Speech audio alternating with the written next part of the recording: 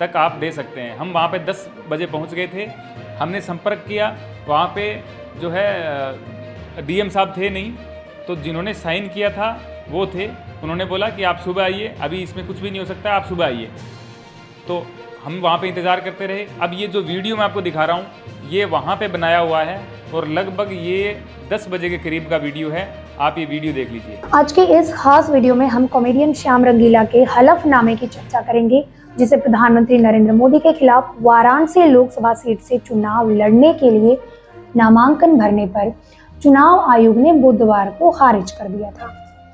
चुनाव आयोग के इस कदम ने कई सवाल खड़े कर दिए हैं, जैसे चुनाव आयोग ने श्याम रंगीला का हलफनामा क्यों खारिज किया, इस पर श्याम रंगीला ने चुनाव आयोग पर क्या आरोप लगाए हैं और क्या वाराणसी लोकसभा सीट से लड़ने वाले अन्य उम्मीदवारों के भी नामांकन पत्र खारिज कर दिए गए हैं। आइए इस मुद्दे को गहराई से समझते हैं। नमस्कार, आप देख रहे हैं एयर न्यूज। कॉमेडियन श्याम रंगीला के हलफनामे को चुनाव आयोग ने बुधवार को खारिज कर दिया। श्याम रंगीला ने वाराणसी लोकसभा सीट से प्रधानमंत्री मोदी के खिलाफ चुनाव लड़ने के लिए नामांकन पत्र दाखिल किया था। एक वीडियो संदेश में श्री रंगीला ने दावा किया कि सीट के लिए चुनाव लड़ रहे 55 उम्मीदवारों में से 36 उम्मीदवारों के फॉर्म खारिज कर दिए गए, जबकि प्रधानमंत्री मोदी और कांग्रेस के उम्मीदवार अजय राय सहित 15 उम्मीदवारों के हलफनामे जांच प्रक्रिया में सही पाए गए हैं। आपको बता दें कि रंगीला ने नामांकन प्रक्रिया में कई बाधाओं का आरोप लगाया है, जिसमें दावा किया गया है कि उन्हें समय पर अपने कागजात जमा करने से रोक दिया गया था। उनके आरोप जिला मजिस्ट्रेट कार्यालय तक पहुंचे, जहां उन्होंने आरोप लगाया कि नामांकन प्रक्रिया के दौरान अनुचित तरीके से उन्हें अलग रखा गया और सहायता से वंचित कर दिया गया। श्याम रंगीला ने कहा, आज जिला मजिस्ट्रेट ने मुझे बताया कि मेरे दस्तावेजों में कुछ समस्या थी और मैंने शपथ नहीं ली। उन्होंने वकीलों को मेरे साथ नहीं जाने दिया और मुझे अकेले बुलाया। मेरे दोस्त को पीटा गया। मोदी जी अभिनय कर सकते हैं और रो सकते हैं, लेकिन मैं यह रोना नहीं चाहता। आगे उन्होंने कहा, कल 27 नामांकन पत्र जमा किए गए और आज 32 खारिज कर दिए गए। मुझे चुनाव आयोग पर हंसी आ रही है।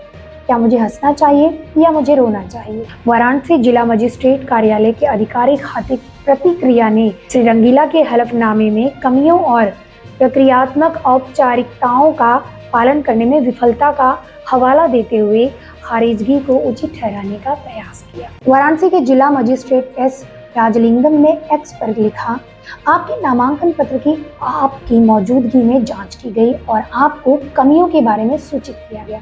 आपका नामांकन पत्र रद्द कर दिया गया है क्योंकि आपके द्वारा प्रस्तुत हलफनामा अधूरा था और आपने शपथ पुष्टि नहीं ली है, जिसकी एक प्रति आपको भी उपलब्ध कराई गई है। प्रधानमंत्री मोदी के कभी समर्थक रहे रंगीला ने कहा था कि पिछले एक दशक में परिस्थितियां विकसित हुई हैं, जिससे उन्हें वाराणसी से प्रधानमंत्री के खिलाफ चुनाव लड़ने का निर्णय लेने को प्रेरित किया। 2014 में प्रधानमंत्री नरेंद्र मोदी का अनुयायी था। मैंने प्रधानमंत्री का समर्थन करने वाले कई वीडियो साझा किए। राहुल गांधी और अरविंद केजरीवाल के खिलाफ वीडियो भी साझा किए गए। उन्हें देखकर कोई कह सकता है कि मैं अगले 70 सालों तक सिर्फ भारतीय जनता पार्टी को वोट दूंगा, लेकिन पिछले 10 सालों में हालात बदल गए हैं। मैं अब लोकसभा चुनाव में प्रधानमंत्री के खिलाफ एक निर्दलीय उम्मीदवार के रूप में चुनाव लड़ूंगा, उन्होंने घोषणा की थी। आपको बता दें कि वाराणसी लोकसभा क्षेत्र ने 2014 में एक ऐतिहासिक संघर्ष देखा, जब मोदी, जो उस समय भाजपा के प्रधानमंत्री पद के उम्मीदवार थे, ने आप प्रमुख और दिल्ली के मुख्यमंत्री अरविंद केजरीवाल के खिलाफ चुनाव लड़ा। 3 लाख से अधिक मतों के अंतर से मोदी की शानदार जीत ने वाराणसी की भाजपा के गढ़ के रूप में स्थिति को मजबूत किया। एक विरासत जिसे वह आगामी चुनावों में बढ़ाना चाहते हैं। 5 विधानसभा सीटों वाले वाराणसी 1957 से ही भाजपा और कांग्रेस के बीच घमासान का मैदान रहा है, जबकि भाजपा ने 1991 से महत्वपूर्ण सफलता मिली थी और इस सीट पर 7 बार जीत हासिल की है। वहीं कांग्रेस ने भी यहां से 6 बार जीत हासिल की है। वाराणसी सीट कभी समाजवादी पार्टी या बहुजन समाज पार्टी ने नहीं जीती है। आपको बता दें कि श्याम रंगीला एक कॉमेडियन है जो अपने राजनीतिक व्यंग और सामाजिक मुद्दों पर मुखर टिप्पणियों के लिए जाने जाते हैं। वह पहले प्रधानमंत्री मोदी के प्रबल समर्थक थे, लेकिन उन्होंने बाद में सरकार की नीतियों की आलोचना करना शुरू कर दिया। हाल ही में श्याम रंगीला ने चुनाव प्रक्रिया में कई अनियमितताओं का आरोप लगाया है, जिसमें समय पर नामांकन पत्र दाखिल करने से रोकना और जिला मजिस्ट्रेट कार्यालय द्वारा अनुचित व्यवहार शामिल है। चुनाव आयोग ने इन आरोपों से इनकार किया है। ऐसे में श्याम रंगीला के हलफनामे को चुनाव आयोग द्वारा खारिज किए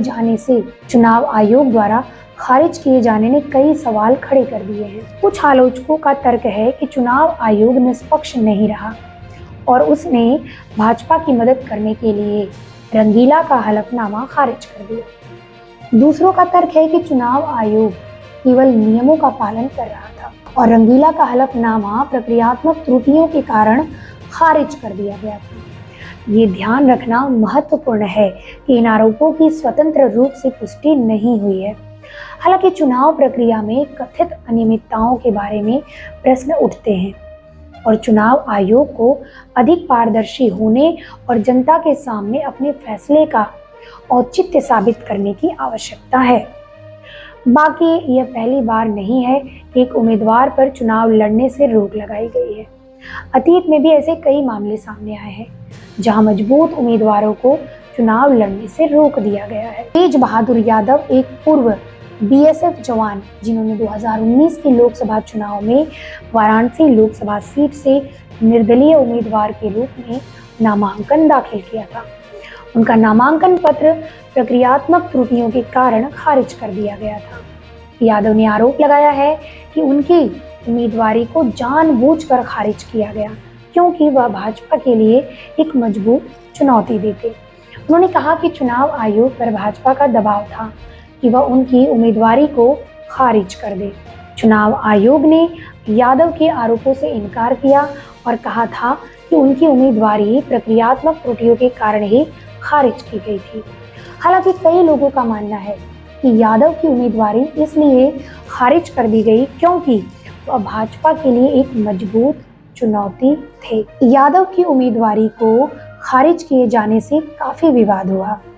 कई लोगों ने चुनाव आयोग पर भाजपा के पक्ष में पक्षपाती होने का आरोप लगाया।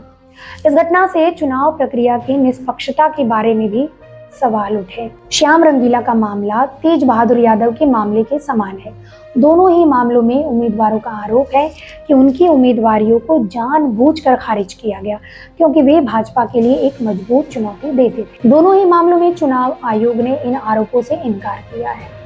ऐसे में चुनाव आयोग को अधिक पारदर्शी होने और जनता के सामने अपने फैसलों को औचित्य साबित करने की आवश्यकता है। यदि चुनाव आयोग निष्पक्षता के आरोपों को दूर नहीं कर सकता है तो इसका भारतीय लोकतंत्र पर दीर्घकालीन प्रभाव पड़ने की संभावना है। नमस्कार, आप देख रहे थे एएन न्यूज़। धन्यवाद।